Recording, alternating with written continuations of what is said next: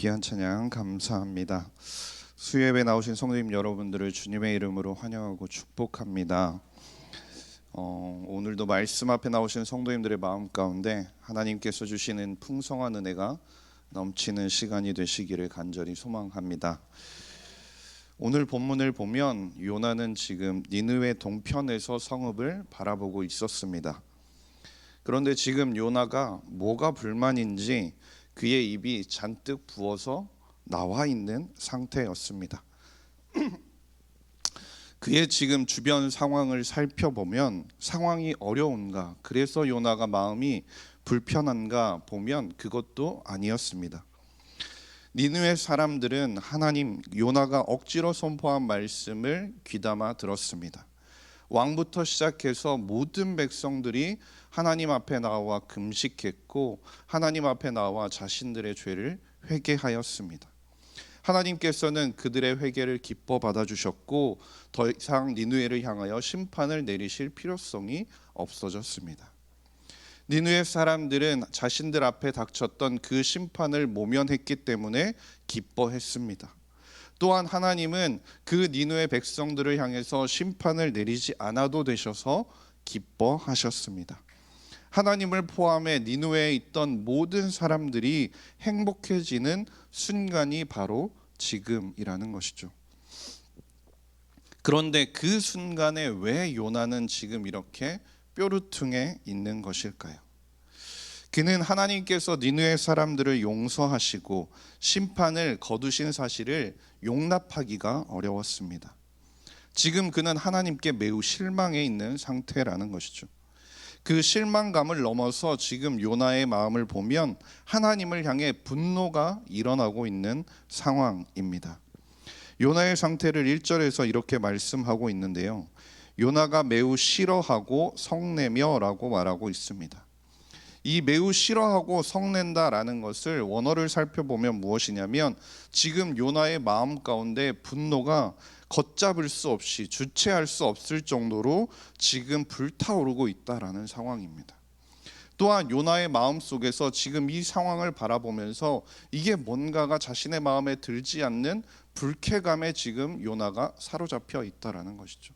지금 이 상황이 이 순간에 보여지는 모습들이 자신의 마음 가운데 뭔가 심사가 뒤틀릴 정도로 요나의 마음에 들지 않은 것입니다.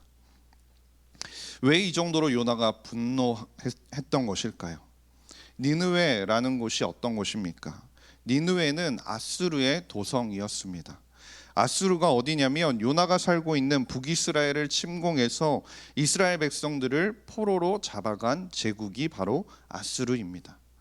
그렇다면 이스라엘 사람인 요나에게 있어서 니느웨는 자신들을 괴롭힌 그 원수의 핵심부와 마찬가지인 곳이 바로 니느웨였다라는 것이죠. 당연히 자신이 생각했을 때 하나님의 백성인 선민인 자신이 생각했을 때는 하나님의 은총에서 가장 멀리 떨어져 있어야 하고 하나님의 구원에 포함되지 말아야 하고 하나님의 은혜가 조금도 미치지 말아야 하는 곳, 즉 심판을 받아 마땅한 이방의 땅이 바로 니느웨였다라는 것이죠. 게다가 니느웨 성에 살고 있는 사람들이 벌인 행위들도 심판받아 마땅해 보이는 것이 당연했습니다. 나훔 선지자도 니느웨를 무엇이라고 불렀냐면 피의 성이라고 부르기까지 했는데요, 나훔 3장 1절 말씀을 보면 화 있을진저 피의 성이여 그 안에는 거짓이 가득하고 포악이 가득하며 탈취가 떠나지 아니하는도다라고 말씀합니다. 그만큼 니느웨라는 도시는 전쟁과 학살을 많이 일으켰던 것이고 폭력과 거짓이 넘치는 도시였다라는 것이죠. 뿐만 아니라 도덕적으로도 매우 타락한 모습을 보여주는 곳이 니느웨였습니다. 나훔 3장 4절 말씀을 보면 이는 마술에 능숙한 미모의 음녀가 많은 음행을 함이라 그가 그의 음행으로 여러 나라를 미혹하고 그의 마술로 여러 족속을 미혹하느니라 라고 말씀합니다. 우상 숭배와 주술들로 말미암아 여러 민족들을 미혹하고 타락시키는데 앞장섰던 나라가 바로 니느웨였다라는 것이죠. 역사적인 기록을 살펴보아도 니느웨와 아수르는 그 당시에 있어서 가장 잔인하고 악독한 모습을 보여주는데 가장 앞장섰습니다. 마치 사자가 먹이를 쌓아두듯이 다른 민족들을 수탈하는데 가장 앞섰던 민족이 바로 니느웨였다라는 것이죠. 요나는 그 사실을 너무나 잘 알고 있었습니다. 그들이 얼마나 악독한 일을 저질렀고 그들이 용서받을 수 없는 죄인이라는 사실을 잘 알고 있었다라는 것입니다. 게다가 요나는 누구입니까? 요나는 하나님께서 보내신 선지자였습니다. 그는 하나님에 대해서 잘 알고 있었습니다. 요나는 니느웨가 하나님의 정의와 심판에 따라서 무슨 일이 있어도 반드시 그 땅은 심판받아야 한다고 믿었던 것이죠. 하나님의 정의는 변하지 않으며 하나님의 정의는 어떠한 순간에도 행해져야 하기 때문에 실현돼야 한다고 생각했기 때문에 이것은 심지어 자신의 죽음을 대가로 하더라도 자신이 죽기까지 그 심판은 하나님의 정의는 실현돼야 한다라고 요나는 생각하는 사람이었다라는 것이죠. 우리가 그의 이런 생각을 어디서 엿볼 수 있냐면 요나가 하나님의 명령을 피해서 다시스로 도망갈 때의 일입니다. 그가 배를 타고 가다가 무엇을 만나게 됩니까? 풍랑을 만나게 됩니다. 그 풍랑 가운데서 죽을 위기에 처했을 때 선원들이 요나에게 다가와서 어떻게 하면 이 풍랑을 잠잠하게 할 수 있는지를 묻죠. 그러자 그 요나가 무엇이라고 이야기합니까? 자신을 바다에 던지라고 이야기합니다. 이 말이 무슨 말이겠습니까? 바꿔 말하면 요나는 지금 자신이 죽고 니느웨가 회개하지 않아서 심판을 받는다면 자신이 주저없이 목숨을 버릴 수도 있다고 지금 생각하는 것입니다. 자신이 그 바다 가운데 던져져서 목숨이 끊어지고 그로 인해서 하나님께서 행하신 일이 행하지 않아지고 니느웨가 더 이상 회개하지 않아서 그들이 행했던 일대로 그들이 행했던 죄악대로 심판을 받는 것이 그에게는 옳은 일이었던 것이죠. 그만큼 그의 생각은 매우 완고했다라는 것입니다. 요나가 니느웨에 끌려와서 벌였던 그 이후의 상황들을 살펴봐도 마찬가지입니다. 그는 억지로 니느웨까지 끌려왔습니다. 물고기 뱃속에 갇혀서 억지로 그곳에 뱉어졌고 니느웨에 도착을 하게 되었습니다. 니느웨에 도착을 했으니 하나님의 명령에 따라서 복음을 전파하였습니다. 말씀을 전했습니다. 니느웨를 향하여 회개하라고 선포하고 돌아다녔다라는 것이죠. 그런데 우리가 한번 생각해 보면 니느웨를 향해서 회개의 메시지를 전할 때 요나의 속마음은 어땠을까요? 그가 정말로 니느웨 백성들이 하나님 앞에 돌아오기를 간절히 바라면서 하나님, 저 사람들이 진정으로 하나님 앞에 회개하기 원합니다라는 그 간절함을 담아서 그들에게 메시지를 전했을까요? 아마도 아닐 것입니다. 그저 마지못해서 그들이 듣던지 말던지 그들이 회개하던지 말던지 그저 자신은 하나님께 받은 그 명령을 수행하는 그 마음으로 그들에게 메시지를 전했을 겁니다. 그는 어쩌면 회개하라고 그들에게 선포하면서도 니느웨 백성들을 향해서 회개해야 합니다, 하나님 앞에 돌아와야 합니다 라고 선포하면서도 속으로 그 마음에 무슨 마음이 있었습니까? 이 백성들은 심판받아 마땅하다라는 마음이 있었습니다. 그렇기 때문에 어쩌면 마음 한쪽 구석에서는 제발 회개하지 마라, 회개하지 말고 니네는 하나님의 심판을 받아라라는 그 마음이 있었을지도 모른다라는 것이죠. 그리고 나서 그는 니느웨 주변을 머물면서 40일을 기다렸습니다. 요나가 왜 그걸 기다렸습니까? 그들이 하나님 앞에 회개하고 그들이 하나님 앞에 돌아와서 하나님의 백성으로 변하는 그 감격적인 모습을 보고 싶었기 때문일까요? 그는 니느웨가 불에 타서 심판받는 모습을 두 눈으로 목격하고 싶었습니다. 그런데 지금 무슨 상황이 벌어지는 겁니까? 왕부터 시작해서 모든 백성들이 하나님 앞에 금식하며 무릎 꿇고 회개하고 자신들의 죄를 자복하며 하나님 앞에 돌아오는 모습을 그가 지금 바라보고 있는 것입니다. 그가 여전히 전혀 원하지 않았던 그 모습들이 벌어지고 있는 것이죠. 하나님과 그 백성들이 지금 기쁨을 누리는 것이 요나는 매우 싫었던 것입니다. 그런데 우리에게도 요나와 같이 다른 사람들을 향해 용서해야 하는 상황이 찾아올 때가 있습니다. 그런데 우리가 다른 사람을 용서해야 하는 순간에 우리가 다른 사람들을 쉽사리 용서하지 못하는 이유가 무엇일까요? 용서는 일단 너무 어렵습니다. 또한 어려운 만큼 하기도 싫습니다. 그리고 용서를 해야 한다라고 생각을 하면 내 마음속에 자리 잡는 것이 무엇이냐면 왜라는 물음표가 우리의 마음속에 가득 자리 잡게 된다라는 것입니다.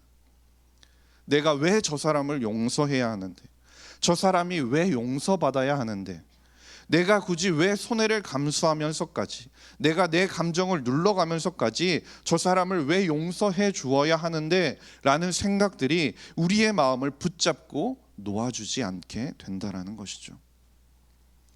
그 사람이 한 행동이, 그 사람이 나를 향해서, 다른 사람들을 향해서 한 행동들이 잘못된 행동이라고 우리는 분명히 판단을 합니다. 그렇기 때문에 그 사람들이 반드시 대가를 치러야 한다고 우리는 생각하게 된다는 것이죠. 대가뿐만이 아니라 그가 한 행동에 대해서는 그 대가를 넘어서는 넘치는 심판을 받아야 한다고 우리는 생각하게 되는 것이죠. 나에게 한 행동들과 나에게 한 말들과 나에게 준 상처를 넘어서서 그것들을 반드시 되갚아 줘야 하고 차고 넘치게 어쩌면 내가 받은 것보다 더 많이 그에게 복수를 해서 되갚아 주어서 그에게 피눈물이 흐르도록 만들어 주어야 한다라고 우리는 생각한다라는 것이죠. 이것이 우리가 말하는, 우리가 생각하는 정의 구현이기 때문입니다. 이러한 생각이 우리 마음속에 자리 잡고 있기 때문에 그러한 마음들이 우리의 마음 가운데 떠오르기 때문에 상대방은 용서받을 자격이 없다라고 우리는 결론을 지어 버립니다. 그러니 상대방을 바라볼 때 우리가 어떻게 보겠습니까? 용서할 생각도 들지 않고 용서하고자 하는 마음도 우리에게 들지 않는 것입니다. 혹여 그가 우리에게 손을 내밀더라도, 그의 행동이 바뀐다 하더라도 그것을 우리가 받아줄 마음이 없게 된다라는 것이죠. 이런 요나를 향해서 하나님께서는 뭐라고 말씀하실까요? 오늘 요나서 4장 4절 말씀을 보면 하나님께서는 이렇게 분내하는 요나를 향해서 이렇게 말씀하시는데요. 우리 함께 읽도록 하겠습니다. 시작. 여호와께서 이르시되 내가 성내는 것이 옳으냐 하시니라. 아멘. 하나님께서는 지금 그 상황 가운데서 하나님을 향해 그리고 그 니느웨를 바라보면서 억지를 쓰며 하나님을 원망하는 요나를 책망하지 않으셨습니다. 분노하고 있는 요나를 향해서 그만두라고도 하지 않으셨습니다. 그저 그에게 지금 질문을 던지면서 그가 스스로 깨닫기를 원하셨다라는 것이죠. 하나님께서는 요나가 무엇을 깨닫기 원하셨던 것일까요? 그가 자신이 스스로 잘못했음을 하나님 앞에 깨닫고 나아오기를 원하셨던 걸까요? 하나님께서는 요나가 하나님의 마음을 깨닫기 원하셨던 겁니다. 요나는 하나님의 선지자로 부르심을 받은 사람입니다. 그는 하나님이 어떤 분이신지를 그 누구보다도 잘 알고 있는 사람이었습니다. 그래서 요나서 4장 2절 후반절 말씀을 보면 주께서는 은혜로우시며 자비로우시며 노하기를 더디하시며 인애가 크시사 뜻을 돌이켜 재앙을 내리지 아니하시는 하나님이신 줄을 내가 알았음이니이다라고 말하고 있습니다. 요나는 하나님이 어떤 분이신지 자신이 잘 알고 있다라고 고백하는 겁니다. 이것은 요나가 하나님이 어떤 분이신지 지식적으로는, 머리로는 잘 알고 있다라는 뜻입니다. 그런데 하나님께서 어떤 마음을 가지고 계신지는 요나가 잘 모르고 있었다라는 것이죠. 누가복음 15장을 보면 탕자의 비유가 나옵니다. 한 아버지에게 두 아들이 있었습니다. 그 중에 둘째 아들은 자신에게 물려줄 재산을 아버지에게 달라고 해서 그것을 가지고 먼 나라로 가버립니다. 그리고 그 나라에서 허랑방탕하면서 재산을 다 소진하게 되죠. 그 나라에 기근이 들어서 이제 먹고 살기가 힘들어지자 그 아들은 자신의 잘못을 뉘우치면서 아버지에게 돌아오게 됩니다. 그리고 아버지는 돌아온 둘째 아들을 위해서 무엇을 베풉니까? 큰 잔치를 베풀고 함께 기뻐합니다. 그런데 이 탕자의 비유 가운데서도 둘째 아들이 돌아온 것을 기뻐하지 않은 한 사람이 있었습니다. 그게 누구일까요? 큰아들이었습니다. 그는 자신에게는 염소 새끼 한 마리도 내어주지 않으면서 재산을 모두 탕진하고 돌아온 둘째 아들을 위해서 큰 잔치를 벌여주는 그 아버지를 원망했습니다. 그것에 대해서 심통이 나 있었다라는 것이죠. 아버지의 처사가 불공평하다고 불평하는 것이 없습니다. 큰아들이 왜 아버지를 향하여서 이렇게 분노하고 불평을 했겠습니까? 큰아들은 아버지의 마음은 전혀 생각하지 않았기 때문입니다. 아버지의 마음을 전혀 알지 못했기 때문입니다. 그저 자신의 생각대로 되지 않았다는 이유 때문에, 그저 자신의 생각대로 그것이 이루어지지 않았다는 것 때문에 그 상황 가운데 분노하고 화를 냈던 것이죠. 그렇다면 오늘 본문에 돌아와서 오늘 본문에서 요나가 알지 못했던 하나님 아버지의 마음은 무엇이었겠습니까? 에스겔 18장 23절 말씀을 보면 이렇게 말씀하는데요. 우리 함께 읽겠습니다. 시작.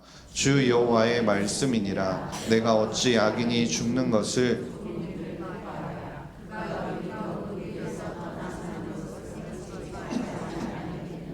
아멘. 하나님 아버지의 마음은 어떻습니까? 하나님은 니느웨를 포함하여 모든 민족에게 자비를 베푸시는 모든 민족의 하나님 아버지이십니다. 게다가 하나님은 악인이 멸망하는 것보다 회개하고 돌아오는 것을 더 기뻐하시는 분이십니다. 이러한 하나님의 마음을 누구보다 잘 아시며 그 시선으로 예루살렘을 바라보신 분이 계신데 그분이 바로 예수님이십니다. 누가복음 19장 41절 말씀을 보면 예수님께서 예루살렘 성을 보시고 우셨다라고 말씀하고 있는데, 예수님께서 왜 그 성을 바라보면서 우셨겠습니까? 이 성이 장차 하나님의 심판으로 말미암아 멸망을 당할 것을 알고 계셨기 때문에 우셨습니다. 하나님께서는 예루살렘 성이 멸망당하지 않기를 바라셨습니다. 오랫동안 선지자를 보내셨고 그 땅 가운데 회개를 촉구하셨습니다. 하나님을 바로 섬길 것을 말씀하셨습니다. 그들이 온전히 하나님께로 돌아와서 하나님을 온전히 섬길 수 있도록 온 힘을 기울이셨습니다. 그런데 그들이 끝내 거부하고 파멸의 운명을 피할 수 없게 된 것입니다. 이러한 이스라엘 성의 비참한 운명을 보시면서 예수님께서는 그 마음을 아시기 때문에 예수님은 그것을 바라보며 우셨던 것이죠. 그 마음과 시선으로 예루살렘 성을 바라보시면서 예수님께서는 우셨던 것입니다. 이렇게 생각한다면 우리가 니느웨를 바라보는 요나의 시선을 한번 생각해 봤으면 좋겠습니다. 요나의 마음 가운데 그 니느웨 성이 회복되고 주님 앞에 회개하며 돌아오는 그 상황 가운데 그 모습을 바라보는 요나의 마음 가운데 하나님의 마음이 지금 있다고 볼 수 있을까요? 하나님의 시선이 느껴지십니까? 요나의 마음 속에는 무자비하고 냉정하고 자기 민족의 원수인 니느웨를 향한 복수심만 불타오르고 있었다라는 것이죠. 이것은 우리도 마찬가지인 것 같습니다. 우리는 상대방을 용서해야 하는 상황 가운데서 그 사람을 누구의 시선으로 바라보고 있습니까? 우리는 나의 시선으로 그를 바라보게 된다라는 것이죠. 인간적인 마음으로 그들을 바라보게 된다라는 겁니다. 그 사람을 향하여 나의 분노를 쏟아내고 용서하지 않으려고 합니다. 상대방을 향해 비난하고 심하게는 저주의 말까지도 쏟아내는 것이 우리의 마음과 우리의 모습이라는 것이죠. 그런 우리를 향해 하나님께서는 요나에게 하셨던 그 말씀을 동일하게 말씀하고 계시는 겁니다. 요나서 4장 4절 말씀인데요. 우리 다시 한번 함께 읽도록 하겠습니다. 시작. 여호와께서 이르시되 내가 성내는 것이 옳으냐 하시니라. 아멘. 하나님은 그것을 통해 우리가 하나님의 마음을 알기를 원하신다라는 겁니다. 하나님의 시선으로 바라보길 원하신다라는 겁니다. 그런데 왜 우리가 용서를 하기에 앞서 용서해야 하는 상황 가운데서 하나님의 마음을 알아야 하고 하나님의 시선으로 상대방을 바라보아야 하는 것일까요? 왜 하나님께서는 요나에게 그렇게 물어보신 것일까요? 그것은 우리가 하나님의 은혜로 살아난 사람들이기 때문이라는 것입니다. 하나님께서는 우리가 먼저 받은 그 은혜를 기억하기를 원하셨다라는 것이죠. 요나가 물고기 뱃속에서 기도했을 때 요나는 제발 자기를 살려달라고 하나님 앞에 간구했습니다. 그는 자신에게 다시 한 번만 기회를 달라고 기도했습니다. 그리고 요나서 2장 9절 말씀을 보면 구원이 오직 하나님으로만 말미암는다고 하나님 앞에 고백하였습니다. 이처럼 물고기 뱃속에서 죽을 수밖에 없는 그 상황 가운데서도 그는 하나님의 은혜를 얻어 요나는 살아났습니다. 그런데 지금 니느웨 백성들을 향하여 하나님께서 은혜를 베푸시는 것을 요나가 바라보면서 못마땅해 한다면 이 얼마나 이기적인 모습이겠습니까? 게다가 요나가 지금 니느웨 성읍에 회개의 말씀을 선포한 후에 동편으로 나아가서 그 땅이 멸망하기를 기다리면서 그곳에 무엇을 지었냐면 자기를 위한 초막을 짓고 거기에 앉아 있었습니다. 그런데 이 초막이라는 것은 이스라엘에게 있어서 특별한 의미가 있는 장소입니다. 이스라엘의 3대 절기 가운데 초막절은 무엇이냐면 광야에서 베푸신 하나님의 은혜를 기억하는 절기가 바로 초막절이라는 것이죠. 그런데 이처럼 초막을 만들고 그곳에 앉아서 있으면서도 요나는 지금 무엇을 기억하지 못하고 있습니까? 자신이 받은 하나님의 은혜를 기억하지 못하고 있다는 겁니다. 그저 니느웨 성읍에 무슨 일이 벌어지는지 보고자 하는 관찰자로서 그것을 바라보았습니다. 아니 어쩌면 하나님께서 저 땅을 심판하는지 안 하는지, 하나님께서 말씀하신 그 정의가 실현되는지 실현되지 않는지 내가 두고 보겠다는 감시자의 입장에서 지금 요나는 바라보고 있다라는 것이죠. 우리가 기도할 때 어떻습니까? 우리는 우리를 향해 기도하면서 우리의 삶 가운데 주님이 긍휼을 베풀어 주시길 간절히 기도합니다. 나에게는 한없이 자비로우시며 한없이 인애하시며 넓은 마음을 가지고 계시는 하나님이시기를 원한다라는 것이죠. 그런데 우리가 다른 사람을 바라볼 때는 어떻습니까? 특히 내가 싫어하는 사람이나 용서하기 싫은 사람이나 내가 판단했을 때 저 사람은 분명 잘못 가고 있다라고 잘못했다고 생각하는 사람들에게 향해서 우리는 어떻게 생각을 합니까? 그들에게는 우리는 정의의 하나님이 되기를 바란다는 겁니다. 공의의 하나님이 되시기를 바란다는 것이죠. 하나님께서 그들의 삶 가운데 그들을 어떻게 심판하실지 두고 보겠다는 감시자의 눈으로 우리는 그들을 바라보고 있는지도 모른다라는 겁니다. 요나를 보십시오. 이어지는 말씀을 읽다 보면 자신이 초막을 짓고 있을 때 하나님께서 요나를 위해 박넝쿨을 지어 주십니다. 그리고 그늘을 만들어 주시고 은혜를 베풀어 주시죠. 그러자 요나가 어떻게 반응합니까? 그 박넝쿨의 그늘로 인해서도 그 은혜를 말미암아 그것을 기쁘게 여깁니다. 그런데 그 박넝쿨로 말미암아 기쁘게 여김에도 불구하고 니느웨 백성들에게 그 생명을 살려주시는 하나님의 은혜가 부어지는 것을 그것을 바라보면서 불평하는 요나의 모습을 보면 그것이 얼마나 자기중심적인 모습입니까? 요나는 하나님의 은혜를 기억하지 못했던 겁니다. 하나님의 마음을 깨닫지 못했습니다. 자신 또한 자격 없이 은혜를 받았음에도 불구하고 니느웨 사람들을 향해 베푸신 하나님의 그 은혜에 원망과 불평을 하고 있다라는 것이죠. 그렇다면 우리가 기억해야 할 하나님의 은혜는 무엇일까요? 우리가 받은 은혜가 무엇입니까? 자격 없는 우리를 위해서 하나님께서 보여주신, 그리고 우리가 기억해야 할 은혜가 무엇이겠습니까? 그것이 바로 십자가라는 겁니다.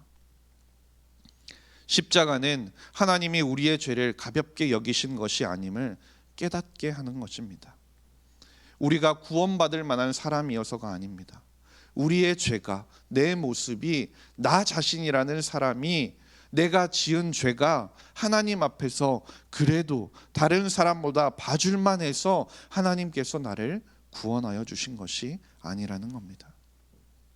십자가는 결코 가볍게 걸어가는 길이 아닙니다. 우리에게 내려야 할 마땅한 진노, 우리에게 내려야 할 그 마땅한 심판을 예수 그리스도께서 대신 감당하여 주신 자리가 바로 그 십자가입니다. 인간의 몸으로 오셔서 우리는 이룰 수 없는 모든 일을 이루시고 우리는 감당할 수 없는 모든 고통을 지고 가신 길이 그 십자가라는 것이죠. 우리가 받아야 할 모든 진노와 심판을 하나님께서 대신 감당하여 주신 것, 그리고 그 사랑의 결실로 우리가 감당할 수 없는 크신 구원의 은혜를 베풀어 주신 것, 그 십자가를 통해 우리에게 보여주신 그 은혜의 모습이야말로 성경이 말씀하는 참된 용서의 모습이라는 것입니다. 예배소서 4장 32절 말씀에도 이렇게 말씀하는데요, 우리 함께 읽도록 하겠습니다. 시작.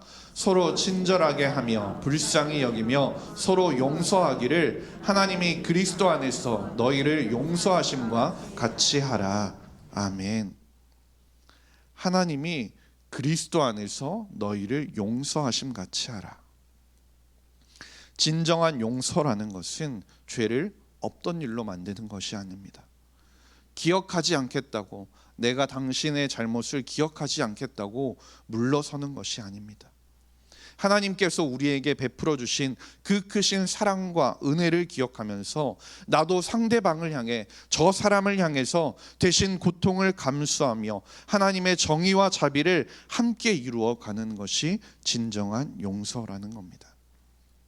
내가 왜 그래야 하냐고 하나님 앞에 원망하며 소리치며 화를 내는 것이 아니라 하나님께 받은 그 크신 은혜를 기억하며 나도 그 십자가의 길에 동참하겠다고 하나님께 고백하며 걸어가는 길, 그것이 바로 하나님께서 우리에게 원하시는 그 용서의 길이라는 겁니다.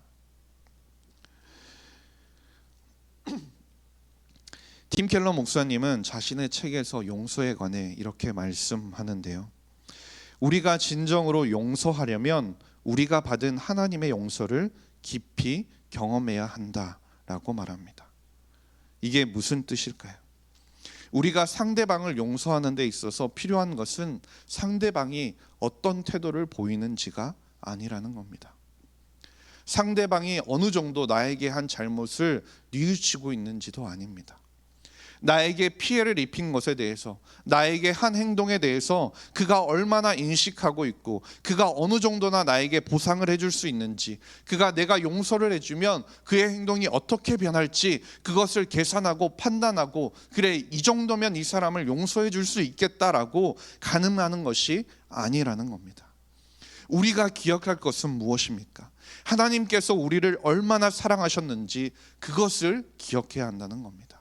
우리가 예수 그리스도를 믿는 믿음으로 누리는 용서의 은혜가 얼마나 큰지를 기억하며 깨닫는 것, 그것이 용서의 시작이라는 것이죠.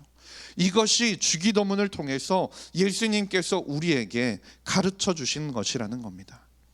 마태복음 6장 12절 말씀에서 우리가 우리에게 죄 지은 자를 사하여 준 것 같이 우리의 죄를 사하여 주시옵고라고 고백합니다. 여기서 우리의 죄를 사하여 달라 라는 고백은 무슨 뜻입니까?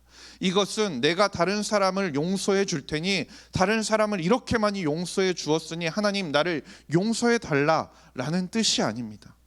내가 지금 죄사함을 받지 못했기 때문에 하나님 나의 죄를, 내가 저 사람들을 용서했으니 하나님 이것을 보시고 나도 용서해 달라라는 것이 아닙니다. 하나님께서는 나의 죄를 끊임없이 용서하시는 분임을 시인하고 고백하는 겁니다. 내가 그 은혜를 누리고 있고 내가 그 은혜를 이미 받았고 이 자격 없는 내가 그 은혜를 누리고 있음을 감사하는 것이라는 것이죠. 이 용서의 은총이 하나님께서 베풀어 주시는 그 은혜의 순간이 단 한순간이라도 멈추게 되면 이 허물 많고 죄투성인 내가 죽을 수밖에 없는 존재임을 고백하며 하나님, 내가 그렇게 받았으니 내가 상대방을, 다른 사람을, 내 형제를, 내 이웃을 하나님 용서하며 살겠습니다라고 고백하는 것입니다. 우리 가운데 상대방을 향한 분노와 당혹감, 짜증이 올라올 때 우리가 그리 주기도문을 고백한다면, 죄사함의 은총을 끊임없이 누리며 살아가는 자로 고백한다면 그것을 우리의 마음에 두어서는 안 됩니다. 하나님께 받은 그 은혜를 기억하며 그 은혜를 누리고 있음을 기억하며 우리는 우리 이웃을, 형제를 용서해야 합니다. 요나에게 주어진 십자가, 그 십자가의 길은 자기 민족의 원수였던 니느웨에 가서 하나님의 신탁을 전하는 것이었습니다. 그러나 그는 자기에게 주어진 그 하나님의 십자가가 너무나 무거웠습니다. 감당하기 힘들었습니다. 그렇기 때문에 자신의 감정과 생각에 빠져들었고 끝내 하나님께 분노를 표출하기까지 했던 것입니다. 그러나 하나님께서는 니느웨도 이러한 요나도 끝까지 포기하지 않으셨고 사랑하셔서 이해시키고 또 이해시키고 깨닫기를 원하셨고 기다려 주셨습니다. 그래서 주님의 말씀을 존중하며 주님의 말씀을 순종하는 자로 다듬어 가셨다라는 것이죠. 우리의 인생도 마찬가지인 것 같습니다. 나를 괴롭게 하는 사람, 나에게 상처 주는 사람, 나를 힘들게 하는 사람, 그런 사람이라 할지라도 우리가 그를 향해 내미는 그 발걸음, 그를 향해 걷는 그 걸음, 그를 향해 내미는 손이 혹여는 어리석어 보일 수 있습니다. 손해보는 것처럼 여겨질 수도 있습니다. 그러나 내게 주신 십자가를 지고 주님을 따르는 삶이라 우리가 여기며 기꺼이 나아갈 때, 한 걸음 한 걸음 걸어갈 때 세상은 비록 우리의 인생을 덧없다 평가할지라도 우리의 삶과 그 주변은 하나님의 긍휼하심으로 가득 차게 될 것입니다. 설령 그것이 여전히 내 마음 가운데는 그것이 동의되지 않고 여전히 내 마음 가운데서 우러나오지 않는 행동이라고 할지라도 하나님의 말씀에 순종하는 우리의 용서를 통해, 우리의 모습을 통해 상대방이, 그리고 세상이 하나님을 보게 될 것입니다. 우리를 통해, 우리의 삶을 통해 가정이, 그리고 직장이, 교회 공동체가 주님의 사랑으로 충만하여져서 그리스도로 함께 지어져 갈 수 있기를 주님의 이름으로 간절히 소망합니다. 우리 이 시간 함께 찬양하며 기도했으면 좋겠는데요, 우리 십자가를 질 수 있나 함께 찬양하며 나아갔으면 좋겠습니다.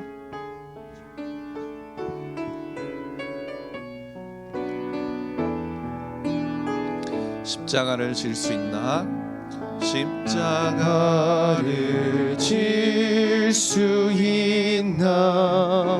주가 물어보실 때 죽기까지 따르오리. 성도 대답하였다.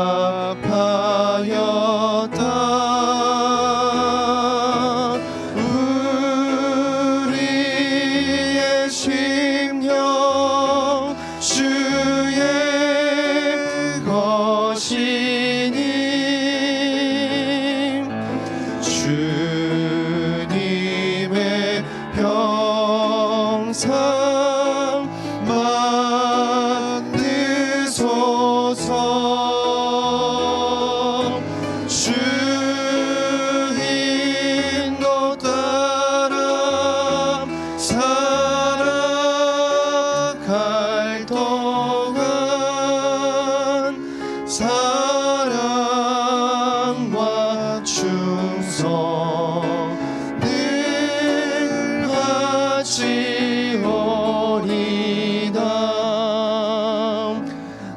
너는 기억하고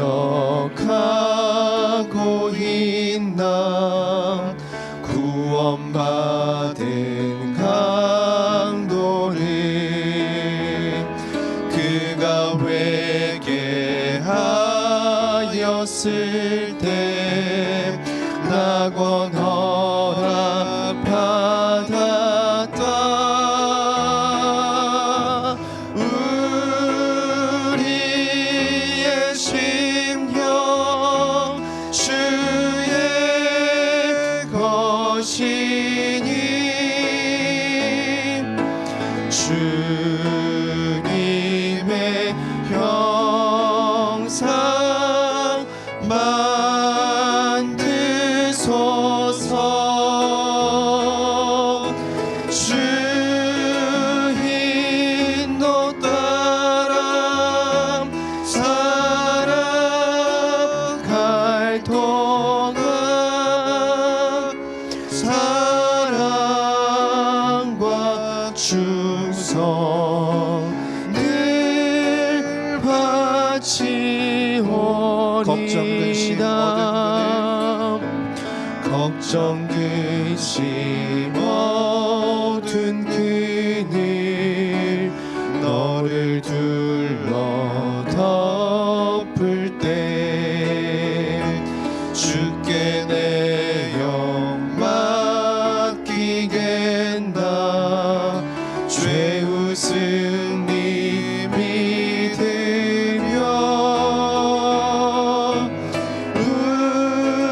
우리의 심령 주의 것이니 주님의 형상 만드소서. 주 인도 따라 살아갈 동안 사랑과 충성을 바치오리이다. 이런 일 다 할 수 있나? 이런 일 다 할 수 있나? 주가 물어보실 때 용감한 자 바울처럼 선뜻 대답하리라.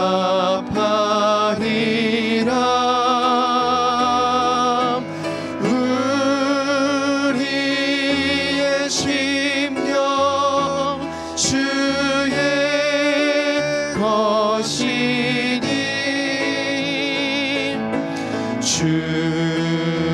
주님의 형상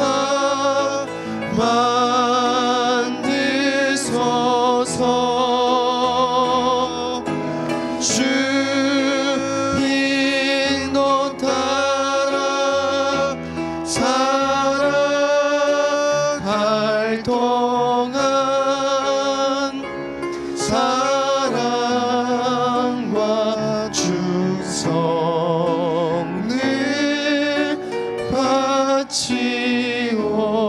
바치오리이다. 우리 이 시간 함께 기도하기를 원합니다.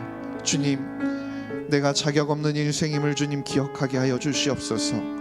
하나님께 얼마나 큰 은혜와 사랑을 받았는지 우리가 깨닫게 하여 주시옵소서. 그리하여서 주님의 마음으로 상대방을 바라보며 주님의 시선으로 상대방을 바라볼 수 있게 하여 주시옵소서. 그리하여 주님께서 걸어가신 그 십자가의 길 순종하며 따라가는 우리의 삶이 될 수 있도록 인도하여 주시옵소서. 우리 주님의 이름 한번 부르신 후에 통성으로 함께 기도하겠습니다. 주여 하나님 아버지 감사합니다.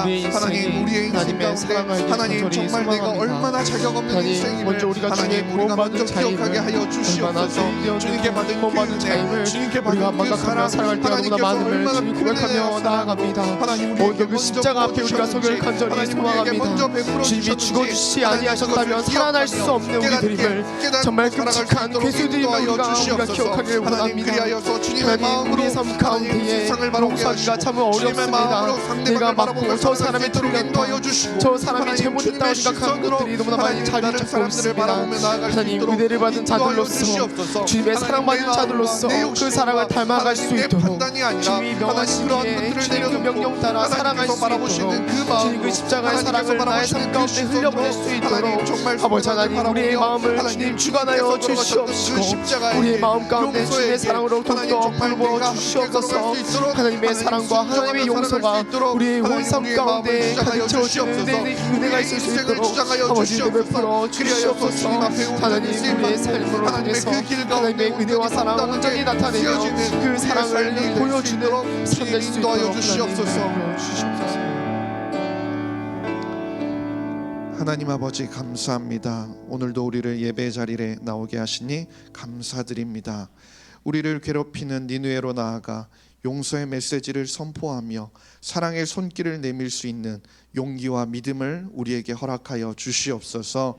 우리에게 주어진 십자가를 바라보며 우리의 생각을 멈추게 하시고 주님의 말씀을 더욱 존중하며 한 걸음 한 걸음 순종하며 걸어가는 우리가 될 수 있도록 힘을 더하여 주시옵소서.